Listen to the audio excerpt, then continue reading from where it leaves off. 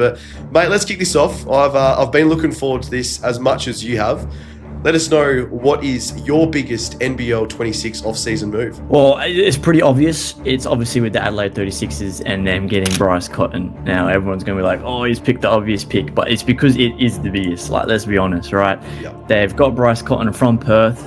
Did he leave on good terms? Who knows? Only he knows the real story, and maybe Devondre Walker as well, right? But they got him on a 3-year deal, so they've obviously been able to get him to commit long-term as well, which obviously building a team, that's something that can ease your mind a little bit as well. But not only do they get Bryce, they get Zylan Cheatham as well. And then they've been able to retain Montrezl Harrell, which is massive. Now, Harrell was injured before last season, so he wasn't even at 100% game shape yet. So this year, he might be coming into the season at 100% fitness, 100% ready to attack the season, and it'd be scary, in those final runs. With the players they picked up, they are now able to run a very flexible lineup. They've got Cheatham, he's a forward, but you can put him at small forward as well. Run Harrell at the 4. Obviously, they've got Humphreys, who can play the 5, and he's been amazing the past few seasons. But then they can switch it up as well, and they can play a bit of small ball. Was pretty successful last season with some teams. So yeah, it gives them a lot of flexibility in the lineup and a bit of continuity as well by bringing back Harrell. And look, another underrated thing of this team is their coach, Mike Wells. He was an assistant coach in the NBA with the Utah Jazz, who, surprise, surprise, had Bryce Cotton. And I think Zylan Cheatham had some involvement with the Utah Jazz as well.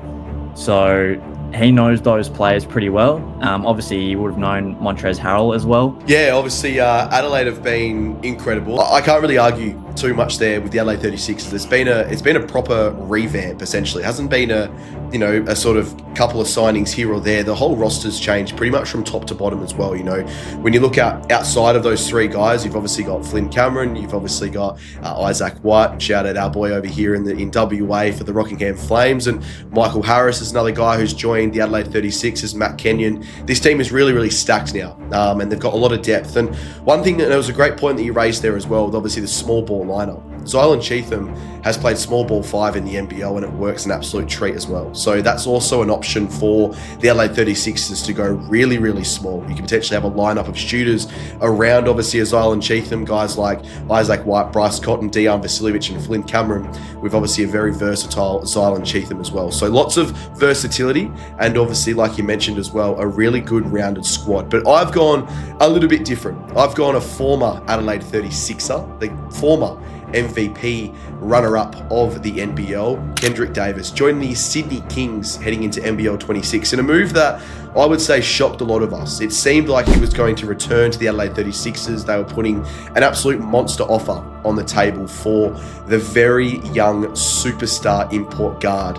And he's a dynamic guard. He can score, facilitate, and obviously I think the biggest thing that we're going to really see his game flourish the most is his leadership. He's going to have the tutelage of Matthew Dellavedova, arguably one of the best Australian point guards we've ever seen in the NBA, and obviously in the NBL as well, coming off an incredible season with Melbourne United. So that mixed with Brian Goorjian at the helm, Andrew Bogut as well joining the association in terms of a coaching pedigree. Obviously he owns a small portion of the team, but him coming a little bit more hands-on now in the coaching front is going to be really exciting as well for Kendrick Davis. So in terms of moves, I think he is the most exciting move. I know Bryce was probably the most shocking move. We didn't probably think he was coming back to the NBL, and if he did, it was only going to be for Perth and ended up in Adelaide. But for Kendrick Davis, I think in terms of what this could be, we could be seeing a potential Bryce Cotton career out of Kendrick Davis. And I don't mean that he's going to rival some of the greatest players of all time in the NBL. Let's just hold the horses a little bit.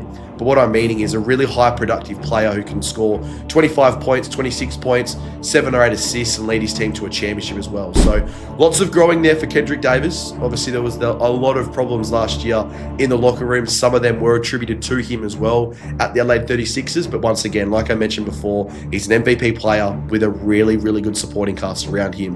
Mate, I want to ask you one thing as well. This is a little bit off the top of my head as well, but is the Bryce Cotton move as of right now a huge loss with what you think they've done with their off-season so far? What are you sort of made of the Bryce Cotton situation? We'll ask that question and we can put that to bed with the too short for the league perspective as well. Well, look, I guess if you'd ask them, do you want Bryce back? They'll take him 100%, right? It's exciting that we get to see a different era. I know I grew up on the Bryce Cotton era. So it'll be exciting for younger fans like myself as well to be able to see what the new era is like. But obviously it sucks that he's gone, and it probably sucks the way he left.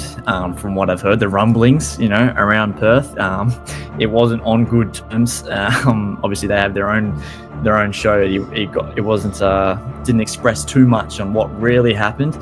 But yeah, I'm excited for the change, and it'll be kind of nice to see what BC can do somewhere else. I think you're bang on, mate, as well. And I think that the most important thing as well is when we do sort of talk about this situation, the most important thing, the most exciting thing is obviously Bryce.